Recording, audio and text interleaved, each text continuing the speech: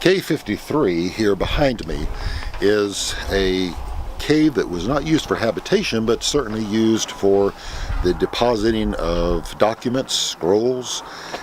We don't think they deposited jars simply to contain various foodstuffs. There's no evidence of that.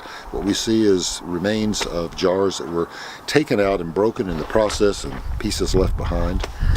What we have here is a cave that from the front of the cave to the end of a long tunnel behind it is 19 meters. That's about 62 feet. So the tunnel itself is about 50 feet long, and all along that tunnel there are niches, places where jars can be hidden away, so that as they came back and forth through that tunnel, they knew the hiding places, they could retrieve those precious documents. So this is some of the first evidence we have in this new Operation Scroll of a cave used for the hiding of scrolls.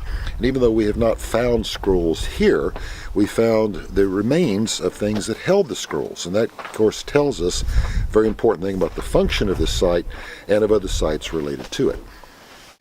Here in our tunnel, which we now know from the entrance is 19 meters long, we are excavating in a niche. There are several of these niches, and here we see some pottery. This is a rim of a large bowl plate.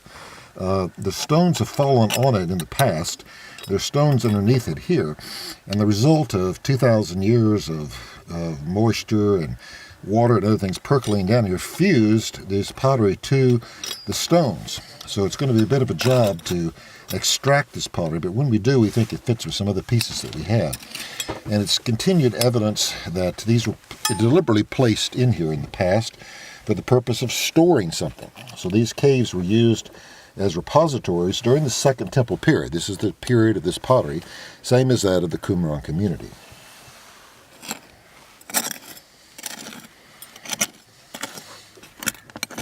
We've been excavating here a niche inside of the long tunnel in Cave 53, and here are pieces of a nice store jar. You can see the handle, part of the body. Here's more pieces of the body still to come out.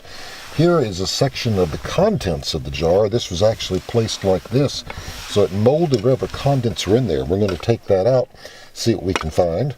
But this again is evidence of the fact that jars were stored here. Perhaps in the process of trying to remove it, the jar broke.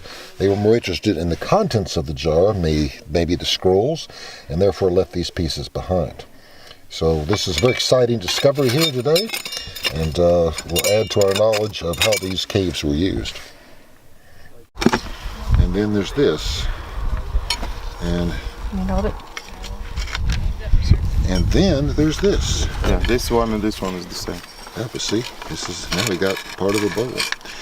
So why are you putting in these? Right there. It makes sense if you're pulling a jar out and it breaks and leave it, but it doesn't make sense to have 3 different jar pieces in there. Does that work? Yep. That works. Yep, right there. I got the bottom one. That works, but maybe. Close. Close. Maybe. Close, not really. Not Yeah. a fit. That line's going both ways. Interesting thing is that not one of those pieces are of the same vessel. So we have 3 different vessels put into that one cavity, and then the piece of bowl found yesterday doesn't match the piece of bowl we found today.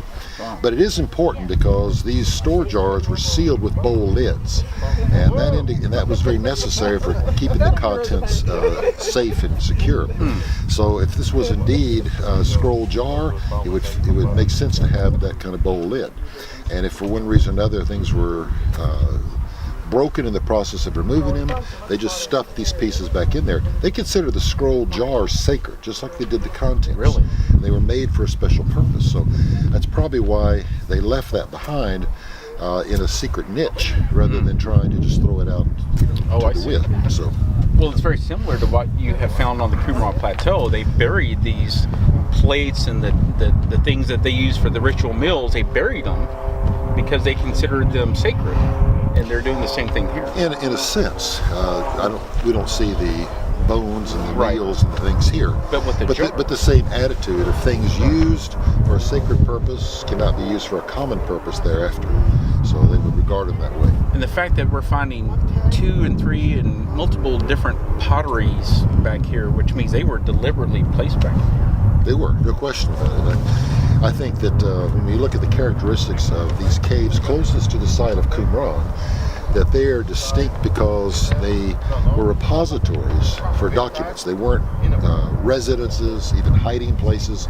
As we move further down the Jordan Valley, and where the Dead Sea is, and then we go places like Engedi and further south, there you find the rebels from the Second Revolt hiding out. You find documents, but not Dead Sea Scrolls. You find lots of evidence of living habitations, coins, things like this, which are absent from these caves. So that makes a big distinction between what we have in the north here and there in the south.